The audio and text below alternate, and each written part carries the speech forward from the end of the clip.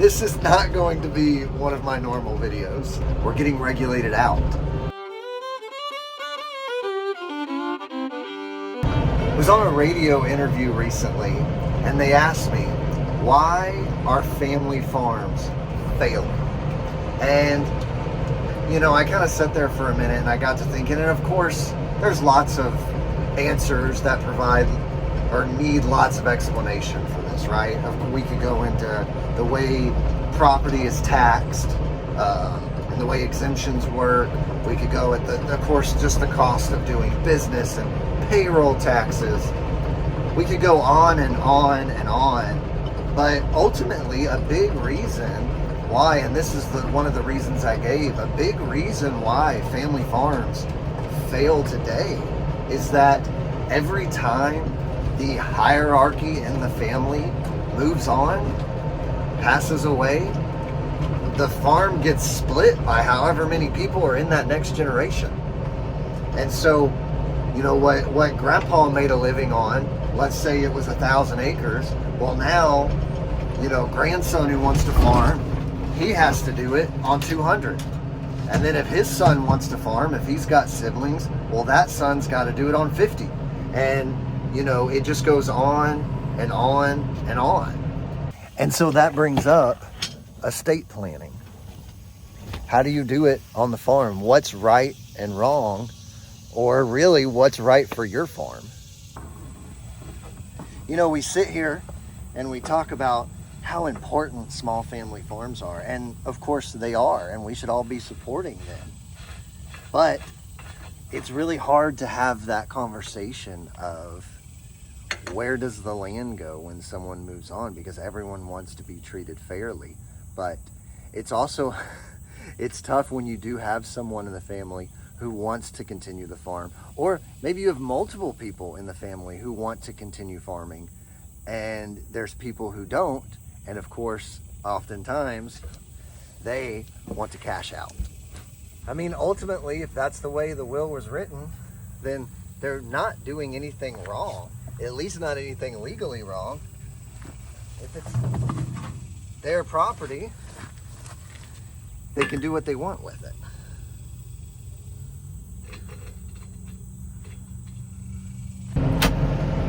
Now, I should back up and also say that I understand that there are more reasons than just estate planning on why family farms fail. But it just seems like this is one of the reasons that people just don't talk about much. And I think that's because it's a hard conversation. It is still so wet here from Hurricane Beryl, and it hasn't stopped raining since the hurricane. You know, I should also add that it's very hard to make a living on a family farm, but it's not impossible. We work 7 days a week, 360 something days a year. And I mean, for the most part, on an operation like ours, you have to be willing to work like that. Come on in, folks. We got watermelon, we got tomatoes, we got fresh pies. You know, it should also be noted that most farms in our country are family farms. Like a very, very large percentage of them. I should have looked up the percentage before I started recording, but a very large percentage of them are family farms. You know, I think it should be talked about too, like you can do more on less as farms get fifth and then fifth again and then halved and then quartered and then fifth again, and you're left with, you know, 10 acres or whatever the acreage is. You're gonna have to change how you do it. You're gonna have to get creative, you're gonna have to learn, but it is possible to do this. I guess my point is that what we consider, or what most people consider traditional, you know, American family farms, a lot of them are already gone because of poor estate planning. But if for some reason you're holding on to even just a small portion of your family farm and you want to do this, you can. Look who just got in the tractor with me. What do you want to be when you grow up? A farmer. Does anyone else keep their tools right here in their tractor? So the question then becomes, if you're on an operation that's struggling, maybe it's your family's farm, or maybe you work for a family farm, what can be done differently to save it, to bring it back? I think the best way to start answering this is start with the excuses. So one that I hear a lot is, we're getting regulated out.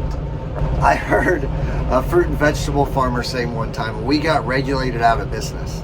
You know, someone that we were selling to, a distributor, wanted us to have a food safety plan, and that just regulated us out. We could build a food safety plan. A food safety plan is something you should have if your farm is producing food. Whether the person you're selling it to requires you to have it or not, you should have a food safety plan. That's not being regulated out. That's kind of being lazy. Just put together the food safety plan. Ran into someone the other day, I won't say names, but I ran into someone the other day whose family had a dairy. And, you know, they talked about how badly they wanted to be in the dairy business, but that they'd just been regulated out of business. But yet, we do business at our store with a very small family farm that milks goats and makes popsicles out of them. And that's all they do, is make popsicles, handmade popsicles, and they're completely legal.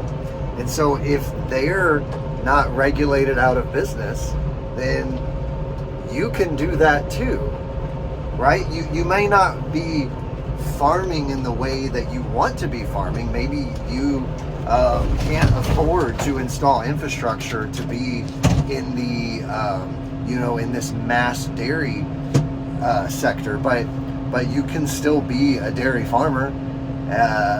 You just have to think differently. There's always a way, and if this other farm can do it in our area, then so can you. Another excuse I hear about is development. Well, they're developing all around us there. Or we're losing our lease land left and right. Well, if they're developing, that means there's people coming. We embrace it, right? Our business has been structured into a retail business. Everything we do revolves around retail, and people being on the farm. Again, it might not be the way you want to farm, which means it might be the end. But if you do still want to farm, you just have to change and adapt. And, embrace what's happening around you. You can go to the coffee shop or the feed store in the morning and complain and complain and complain, or you can embrace it and utilize that development to help your business be successful. Of course, one of the biggest excuses would be funding, right?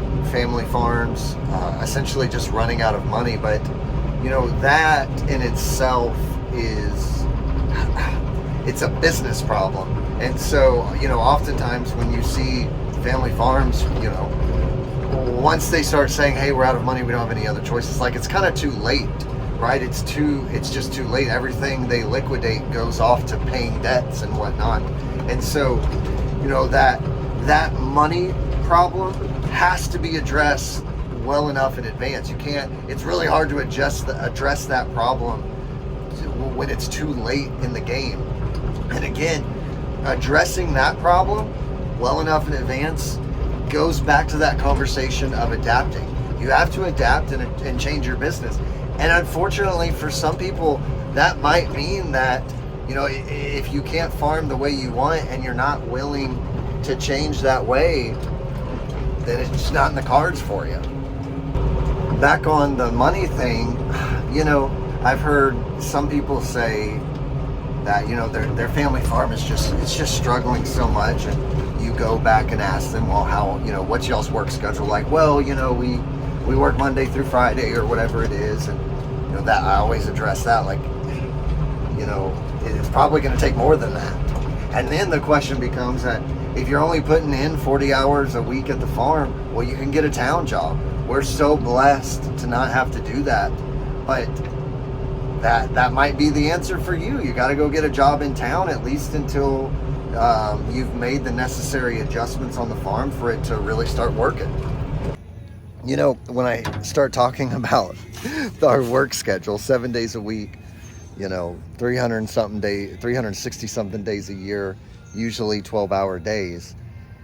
I don't say that to make it just sound like, well, we're just workhorses. Blah. No, I love our days off. The days that we get to go and do stuff with the family, I love that, right? But the way our operation is set up, it requires us to work that. And so, when I tell people this and they're like, look, we just can't do it. We're not going to do that. Okay, that's great. I'm glad that you are able to make a decision and stick with that.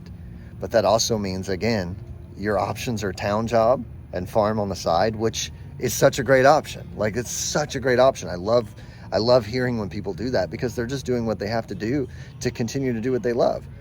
Unfortunately, with the money situation, timing is everything. And oftentimes when family farms realize that, things are really bad, it's often too late. And so back to the timing, you have to make those changes well enough in advance, and not just far enough in advance to save everything, but far enough in advance to where you can test out what you're doing. Chances are the changes you're making, the very first thing you do, it's not going to be a huge success. I hope it is, and it could be, but chances are it's probably not. Whatever you do it's going to be a slow build. It's going to take time. And so you have to have enough in the reserves, and you have to have a good enough plan to allow that time. So you're probably one of three type of person watching this right now. You're probably either a farmer, and chances are, if you clicked on this video, maybe your family farm is going through some hardships. You're someone who wants to get into farming and trying to see, like, well, what are some problems that I need to be solving before I even get into this? Or you're just someone who's generally interested. And so I'm going to talk to those first two groups for a second. And so if you're a farm that is struggling right now and you're looking for really creative solutions, or you're someone who's looking, you really want to do this, but you're not really sure how to get started and how to have that cash flow immediately. Agritourism. That's why we have dinosaurs right next to our tractors. So what is agritourism? That pole's not normally crooked. We just had a hurricane. Well, agritourism is anything you're doing that brings people onto the farm to enjoy the farm. It could be tractor rides, it could be apple cannons, it could be U-picks where people come out and pick their own produce. Really anything, of course, like a retail business. We have a small grocery store here on the farm. So anything that brings people to the farm and essentially entertains them with agriculture, that is in my opinion, the best way to reinvent your agriculture business, your farm, as well as provide some immediate, more than likely much needed cash flow. Of course, we are direct to consumer, and direct to consumer is a great business model to, of course, increase your profit margins, thus hopefully making a more profitable business. But that's not for everybody, and it takes time to build up that market, right? With that retail business, it is not, if you build it, they will come. But because your competition essentially becomes the grocery stores. And I know we hear people say, okay, we shouldn't view ourselves as competition with the grocery stores because it's a different type of product. And yes, I understand that statement. But if you're selling food, you're in competition with the grocery stores. Farm safety is so important, guys. That was done with a chainsaw. Not because I hit my leg with it, but a big limb fell and hit the saw and went into my leg. It's actually a really good point when we talk about farm safety. Like, you can't be profitable if you can't farm at all because you've hurt yourself. So farm safety is so important. Hurricane cleanup is making progress. So again, while I think direct to consumer is such a valuable tool, it's good for the soul too, right? You get to interact with your customers, which I love. But again, it's not instant. It takes time to build that market. So if you are a struggling family farm, whether you're multi-generational or y'all are first gen, brand new, here's my question to you. You're struggling. Are you ready to change? Are you ready to make a dramatic change in your life. You have to quit thinking that the same old thing is going to work. And if we just get that rain this year, it's going to be such a good year for it. You got to stop. It's got to stop. It's time for you to be financially independent. It's time for you to be happy farming again. Now, we can't forget about social media. I'm sure some of you are wondering if I was going to talk about that. Now, social media is great. Don't get me wrong. And if you're successful at it, you can make some side income. Now, that is going to vary greatly based on how successful you are with it. Man, mosquitoes are terrible today. But I think everybody should be sharing their story. I think people out there who live on farms or don't live on farms, or maybe are just interested in farming, they want to watch you. They want to see what you're doing and how you're doing it. And so show them. And if you do it in a way that is interesting and possibly entertaining, it could lead to some needed income. I'm curious to know, leave a comment on how many generations back you are from the farm. So for example, in your comments say, my dad was a farmer, or my grandpa was a farmer, or my great grandpa was a farmer. Let's see the average generation that people are away from the farm. I really appreciate you watching this video if you made it this far.